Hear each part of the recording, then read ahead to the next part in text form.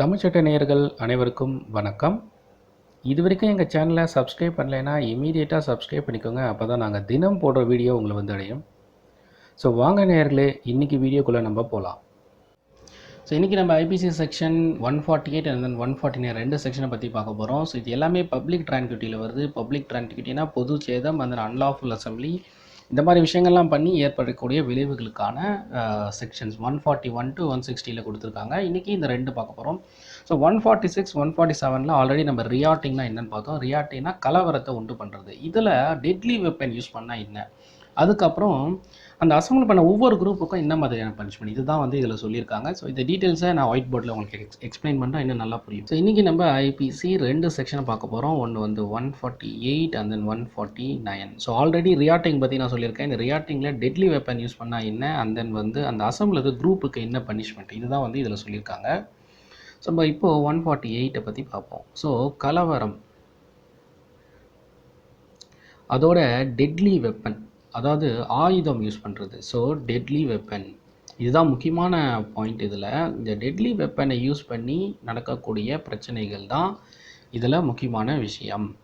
So இப்போது இந்த கலவரத்தில் நம்ம ஃபார் எக்ஸாம்பிள் ஒரு பர்டிகுலர் குரூப் இருக்காங்க, ஒரு டீமோ, அந்த டீம் வந்து ஏதோ ஒரு ஹையர் பண்ணுறாங்க வெளியிலேருந்து ஒரு 10 மெம்பர் உள்ள team. Because already unlawful assembly வந்து போயிட்டுருக்கு. இப்போ போலீஸ் வந்து 144 போட்டிருப்பாங்க, அனௌன்ஸ் பண்ணியிருப்பாங்க. நம்ம லாஸ்ட்டில் என்ன பார்த்தோன்னா 141, அதாவது 141 வந்து அன்லாஃபுல் அசம்பிளி நடக்குது. அது 143 வந்து பனிஷ்மெண்ட். ஸோ இது சிவியர் ஆகும்போது போலீஸ் 144 போடுறாங்க. அப்போது அந்த கூட்டத்தை கலைக்கிறதுக்காக 144 போடுறாங்க. 145 அனௌன்ஸ் பண்ணுறாங்க. அனௌன்ஸ் பண்ணுறத இவங்க இந்த அன்லாஃபுல் அசம்பிளி கேட்காம ஸ்டில் வந்து அதை ப்ரொனவுன்ஸ் பண்ணுறாங்க. தட் இஸ் இன்னும் ஸ்டில் கண்டினியூ பண்ணுறாங்க. அப்போ கொடுக்குற பனிஷ்மெண்ட் லேசான பனிஷ்மெண்ட் கொடுத்து போலீஸ் அந்த கூட்டத்தை கலைக்க பார்க்குறாங்க. ஸோ 146 கலவரம் ஆகுது. அந்த கலவரத்துக்கு 147 பனிஷ்மெண்ட் கொடுக்குறாங்க. ஸோ இது வந்து கலவரம் வந்து நார்மல் பீப்புளை வச்சு நடக்குது. இதில் என்ன நடக்குதுன்னா ஹையரிங்.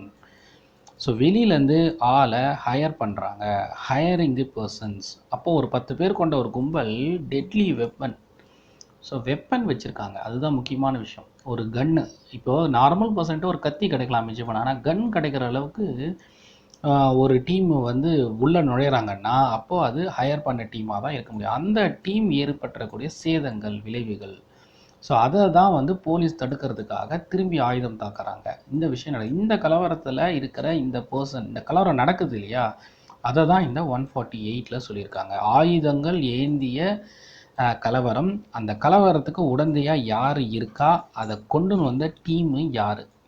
ஸோ இந்த விஷயங்கள் எல்லாம் தான் இந்த போலீஸ் இன்வெஸ்டிகேஷன் பண்ணுறாங்க. ப்ளஸ் இந்த கூட்டத்தை கலைக்கிறதுக்காக ஃபோர்ஸ் யூஸ் பண்ணி சில விஷயங்கள்லாம் செய்கிறாங்க. அது எல்லாம் தான் இந்த 144 முதல்ல இது. ஸோ அடுத்து 149. ஸோ 149 அதுக்கான பனிஷ்மெண்ட் என்ன. ஸோ அந்த இப்போது நான் முன்னாடியே சொன்ன மாதிரி ஒரு பர்டிகுலர் குரூப்பு ஒரு டீமை ஹையர் பண்ணியிருக்காங்க.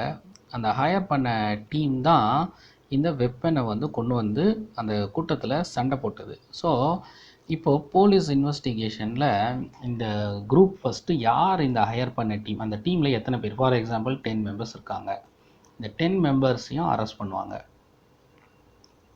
அதுக்கப்புறம் இந்த டீமை யார் கொண்டு வந்தது, ஸோ இந்த குரூப்பையும் அரெஸ்ட் பண்ணுவாங்க. ஸோ இது எல்லாம் இந்த அன்லாஃபுல் அசம்பிளியில் நடக்கிற விஷயங்கள். ஸோ இந்த அசம்பிள் பண்ணி இந்த டீம் வந்து இதுக்கான ரிப்போர்ட்ஸ் எல்லாத்தையும் ஜட்ஜி முன்னாடி சப்மிட் பண்ணுவாங்க. ஸோ ஜட்ஜி இன்வெஸ்டிகேஷனில் இது எல்லாமே ப்ரூவ் ஆச்சுன்னு சொன்னால் இதுக்கான பனிஷ்மெண்ட் வந்து பார்த்திங்கன்னா, ஸோ மேக்ஸிமம் வந்து 3 years, அதாவது யாரும் சேதமாகலை இந்த விஷயத்தை பண்ணது மட்டும் இருந்தால் 3 years, அப்புறம் ஃபைன், இல்லைனா ரெண்டுமே போத்து கிடைக்கும். அதாவது இந்த டெட்லி வெப்பன் யூஸ் பண்ணியிருக்க இடத்துல யாரும் சேதம் அடைஞ்சிருக்கக்கூடாது. ஜஸ்ட் வந்து வெப்பன் யூஸ் பண்ணி சண்டை மட்டும்தான் போட்டிருக்காங்க. இதில் வந்து இல்லை, இன்கேஸ் இவங்க கமிட் பண்ணி மர்டர் பண்ணியிருந்தாங்கன்னா ஸோ இன்னும் அதோட தண்டனை சிவியர் ஆகும். ஸோ அதை ஜட்ஜு தான் முடிவு பண்ணோம் பேஸ்ட் ஆன் தி அந்த இடத்துல நடந்த ப்ராப்ளம் என்ன, அதுக்கான விஷயங்கள் என்னன்றது அதுக்கு சொல்யூஷன் ஜட்ஜி டிசைட் பண்ணுவார். ஸோ அதுக்கேற்ற, பிகாஸ் ஒரு மர்டர் நடந்தால் maximum life imprisonment or death பனிஷ்மெண்ட்டும் கிடைக்க வாய்ப்பு இருக்குது. ஸோ பேஸ்ட் ஆன் அந்த இடத்துல நடக்கிற சுச்சுவேஷனுக்கான ப்ராப்ளத்தை பொறுத்து இருக்குது. ஸோ இதுதான் இந்த 149 சொல்லியிருக்காங்க. ஸோ நம்ம இன்றைக்கி ஐபிசி செக்ஷன் 148 அண்ட் தென் 149 பார்த்தோம். ஸோ ரியாட்டிங்னா என்னன்றது 146 147 பார்த்தோம். இதில் வந்து ஆர்ம்டு ரியாட், அதுக்கான பனிஷ்மெண்ட். ஸோ இந்த 2 இன்ஃபர்மேஷன் உங்களுக்கு யூஸ்ஃபுல்லாக இருக்கும்னு நினைக்கிறேன். மறக்காமல் எங்கள் சேனலை சப்ஸ்கிரைப் பண்ணிக்கோங்க. அப்போ தான் நாங்கள் தினம் போடுற வீடியோ உங்களை வந்து அடையும். அதே மாதிரி இதுக்கு முந்தைய வீடியோ எல்லாமே பிளேலிஸ்ட்டில் இருக்குது, அதையும் செக் பண்ணுங்கள். ஸோ ரெகுலராக நீங்கள் வாட்ச் பண்ணால் தான் நான் டெய்லி எடுக்கிற கிளாஸ் உங்களுக்கு இன்னும் தெளிவாக புரியும். ஸோ வேறு ஏதாவது தகவல் வேணால் கமெண்ட் செக்ஷனில் கொடுங்க. ஸோ இது எல்லாமே ஜென்ரல் வீடியோ. இந்த வீடியோ யார் வேணாலும் பார்க்கலாம். ஸோ நம்மளுக்கு ஒரு பப்ளிக் அவேர்னஸாக இருக்கும். நம்ம நாட்டில் என்னென்னலாம் இந்த தண்டனை சட்டமில் பிரிவுகள் கொடுத்துருக்காங்க, எதெல்லாம் தண்டனையாக பார்க்கப்படுது, இதெல்லாம் குற்றமாக பார்க்கப்படுது, அந்த குற்றத்துக்கு என்ன தண்டனை. ஸோ ஒவ்வொரு வீடியோஸில் நான் அதை பற்றி சொல்லிட்டு வரேன். எல்லாமே பாருங்கள். ஸோ உங்களுக்கு எதாவது டீட்டெயில் வேணால் கமெண்ட் செக்ஷனில் கொடுங்க. ஸோ அடுத்த வீடியோ நான் சந்திக்கிறேன். நன்றி.